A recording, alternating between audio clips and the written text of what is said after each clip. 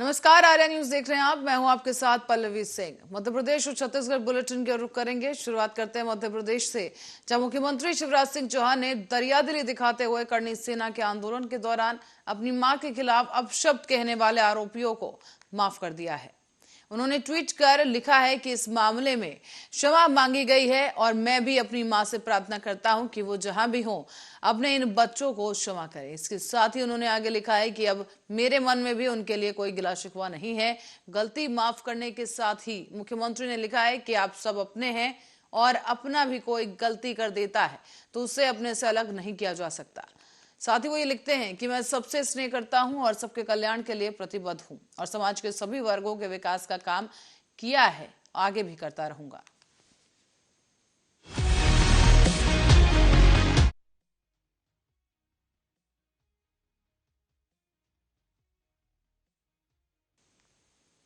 और दतिया में आदिवासी सामुदायिक भवन का लोकार्पण करने पहुंचे गृह मंत्री नरोत्तम मिश्रा ने जनता के बीच अपनी खुशी जाहिर की है। इस बीच वो खुशी में ढोल बजाते हुए भी नजर आए हैं। साथ ही उन्होंने कहा कि प्रधानमंत्री नरेंद्र मोदी के नेतृत्व में केंद्र सरकार के संकल्पित प्रयासों से आज जनजातीय समाज भी विभिन्न कल्याणकारी योजनाओं से लाभान्वित हो रहा है। इस बीच दतिया में जनजातीय भाई बहनों के बीच पहुंचकर नरोत्तम मिश्रा ने ढोल वादन का आनंद लिया।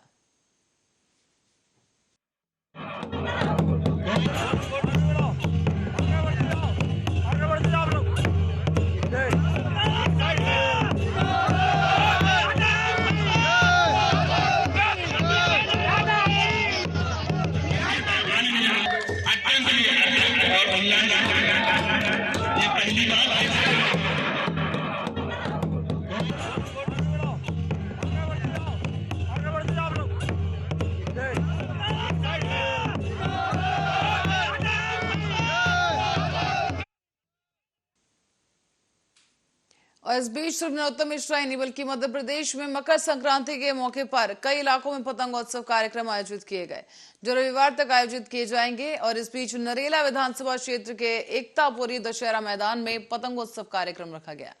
इस बीच क्षेत्रीय विधायक और प्रदेश के चिकित्सा शिक्षा मंत्री विश्वास कैलाश सारंग भी पतंगबाजी करने पहुंचे। पतंगबाजी के दौरान विश्वास सारंग ने भी पतंग उड़ाने का आनंद लिया और इस दौरान उनके बाजू में खड़ी महापौर मालती राय डोर की गिरली संभालते हुए नजर आई। इस कार्यक्रम में महापौर मालती राय और स्थानीय पार्षद समेत कई लोग बड़ी संख्या में दिग्गज मौजूद रहे। साथ ही साथ इस बीच विश्वास सारंग संक्रांति के जश्न में ऐसा डूब गए कि लोगों के बीच नाचते गाते भी नजर आए हैं। हाथ में मंजीरा बजाते हुए विश्वास सारंग देखे गए। कहा गया कि भक्ति एक ऐसा भाव है जिसमें रमकर हम पूर्णता की ओर अग्रसर हो सकते हैं।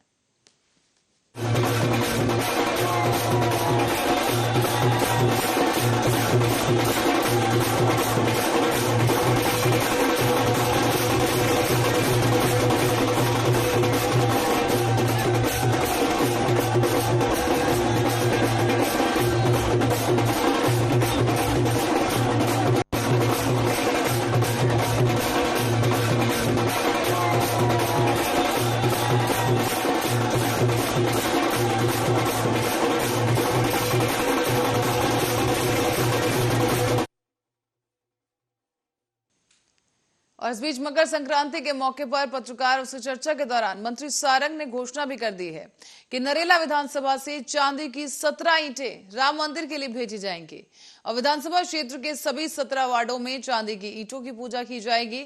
और उन्होंने ये भी कहा इस बीच कि नरेला विधानसभा का हर राम भक्त अयोध्या में राम मंदिर में अपना योगदान जरूर देगा। इस बीच उन्होंने और क्या कुछ कहा है वो आपको सुनवाते हैं। भारतीय जनता पार्टी की सरकार बनने के बाद पूरे देश में विकास की गंगा बही। मध्य प्रदेश में जब से भारतीय जनता पार्टी की सरकार आई, मध्य प्रदेश में लगातार विकास के काम हुए। सड़क, पानी, बिजली, नाली ही नहीं, बेटी की शादी की चिंता भी भाजपा ने की और गरीब को तीर्थ दर्शन कराने की चिंता भी भारतीय जनता पार्टी ने। जब से शिवराज सिंह चौहान मध्य प्रदेश के मुख्यमंत्री बने, देश की राजनीति में विकास और कल्याण की अलग तरह की राजनीति को उन्होंने प्रतिपादित किया।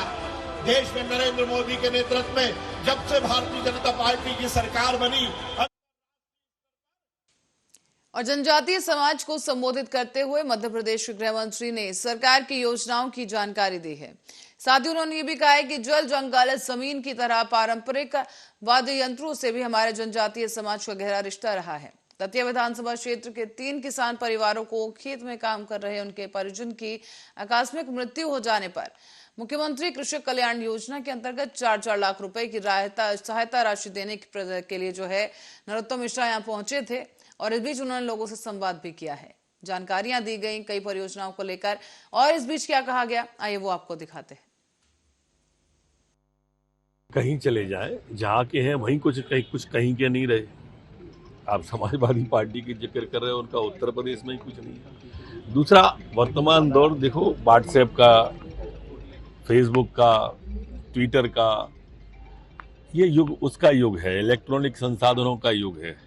अब आप चुनाव पे आ जाओ और चुनाव पे आके कहने लगो कि हमें वोट दो, तो जनता बहुत समझदार हो गई है, जनता सीधी जुड़ी हुई है। जनता जानती है कि आज भारतीय जनता पार्टी के पास वैश्विक नेतृत्व है और विश्व के अंदर भारत की ध्वजा पताका मोदी जी फहरा रहे हैं, भारतीय जनता पार्टी फहरा रही है। इसलिए बाकी के दलों को आप देख रहे होंगे सिमटते चले जा रहे हैं। कमोबेश यही स्थिति मध्य प्रदेश के 2023 में रहने वाली है। ये 10 साल से नेता प्रतिपक्ष लोकसभा में नहीं बना पाए, आने वाले कल में ये मध्य प्रदेश में भी नेता प्रतिपक्ष नहीं बना पाएंगे। आप तय मान के चल, लगभग 1200 प्रकरण, मतलब हर महीने 100 प्रकरण यहाँ पर निराकृत होंगे। अभी मध्य प्रदेश में 600 प्रकरण हमारे होते हैं। ये चौथी लैब है। आने वाले दिनों में हम जबलपुर में भी शीघ्र प्रारंभ करेंगे और उसके जबलपुर होते ही रीवा और रतलाम 2 जगह और इस तरह की लैब को प्रारंभ करने का है। सरकार की सहमति है।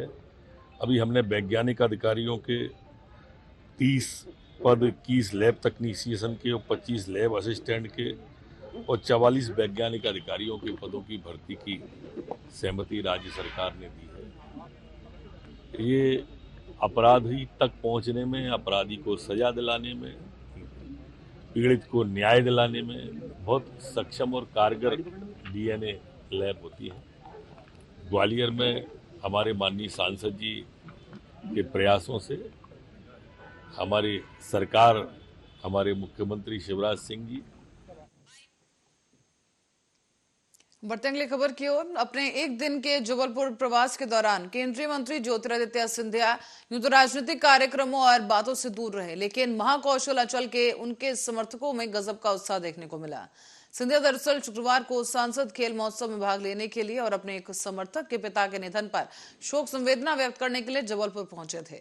बात करें सिंधिया समर्थकों की, तो जबलपुर की 2 विधानसभा सीटों पर उनके द्वारा दावेदारी ठोकी जा रही है।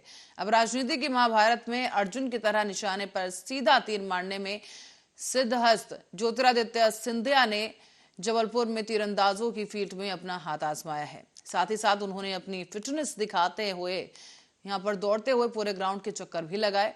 परंपरागत देसी खेल गिल्ली डंडा, पिट्ठू और कंचे का भी उन्होंने भरपूर आनंद लिया है।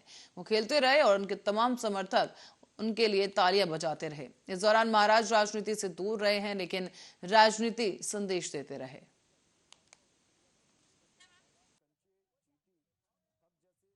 यहाँ पर खेले, वहीं सिंधिया ने स्टेट आर्ट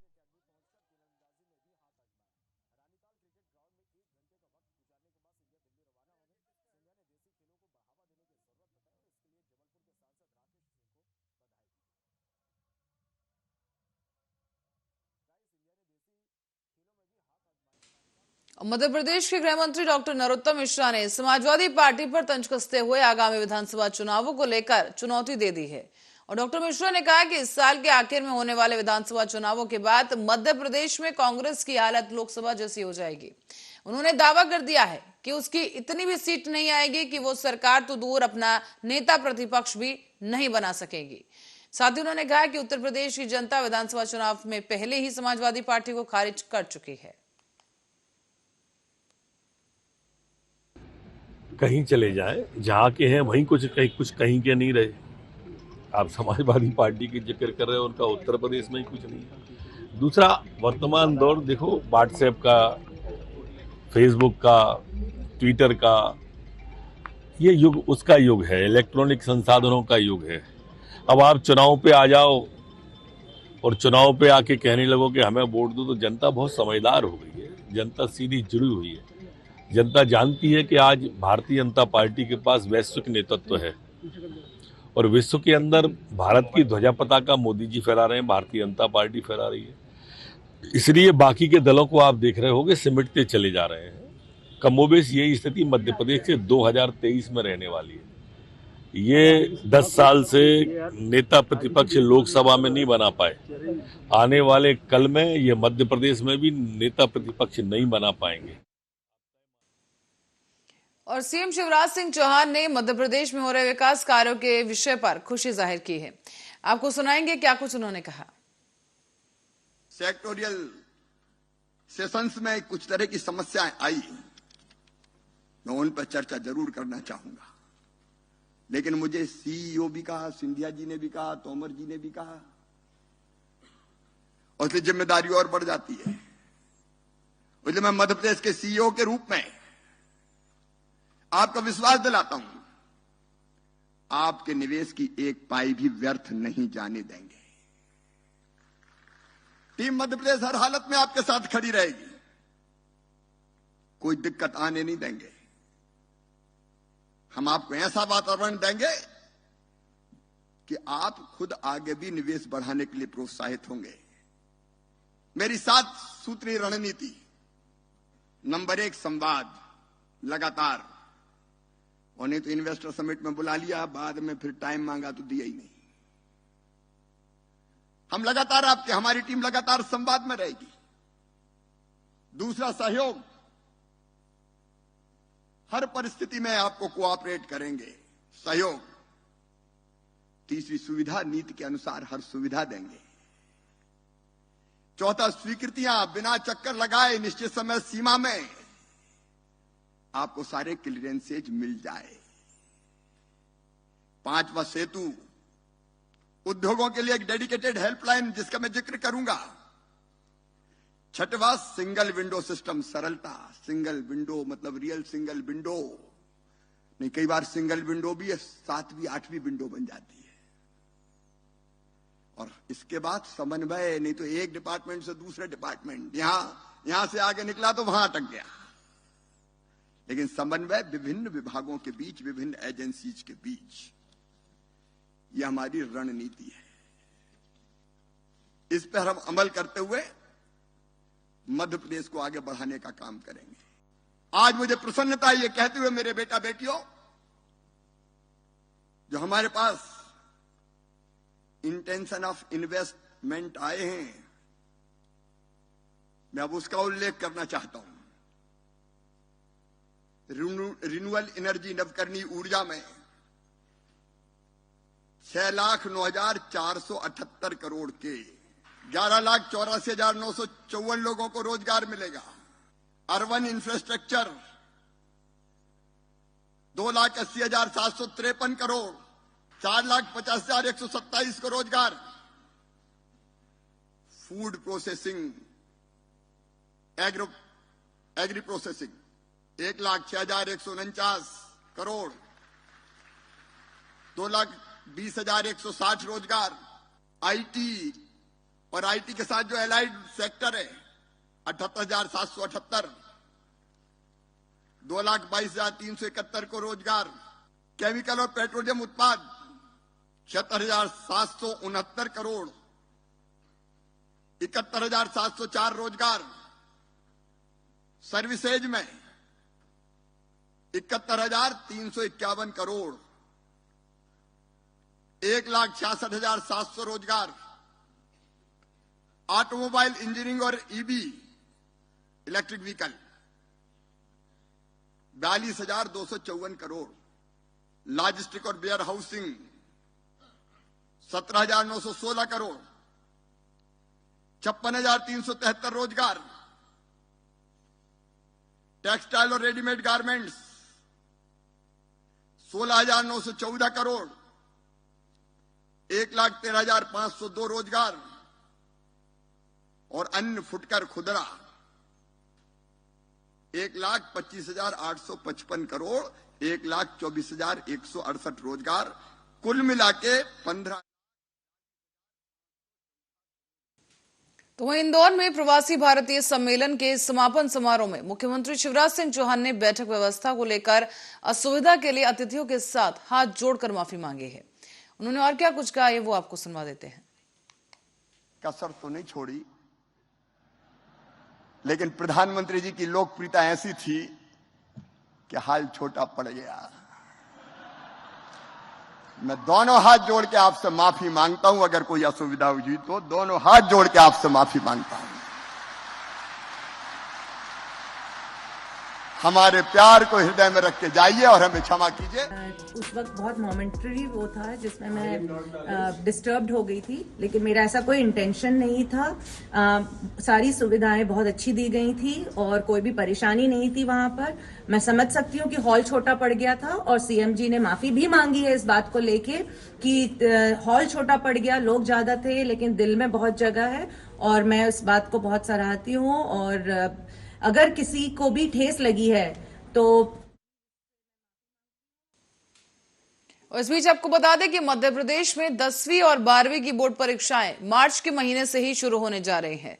माध्यमिक शिक्षा मंडल के द्वारा बोर्ड परीक्षाओं की शुरुआत के लिए 1 और 2 मार्च निर्धारित की गई है।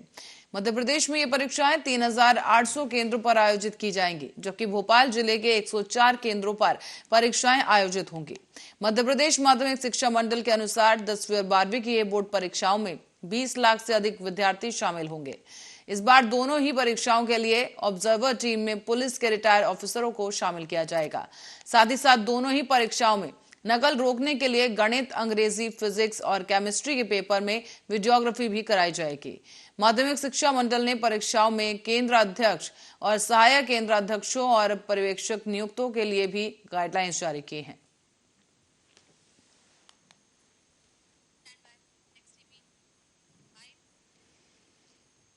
और छत्तीसगढ़ में एमबीबीएस डॉक्टरों पर लगातार कार्रवाई की जा रही है। जहां ये जो डॉक्टर हैं वो अलग अलग सरकारी अस्पतालों में पोस्टिंग मिलने के बाद भी अस्पताल ज्वाइन नहीं कर रहे हैं।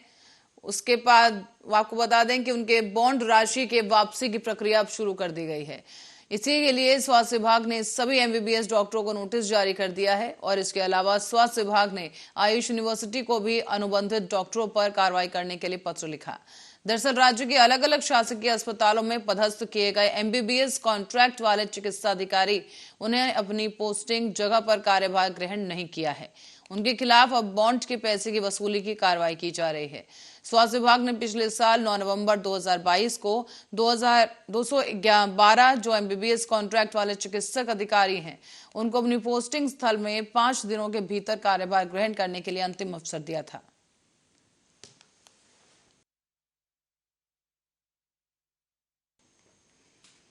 कांग्रेस नेता दिग्विजय सिंह ने एक वीडियो दिखाकर अपना ट्विटर हैंडल पर यह वीडियो पोस्ट किया है और उस पर लिखा है कि जनता का सैकड़ों करोड़ खर्च कर मध्य प्रदेश की छवि बिगाड़ी गई है।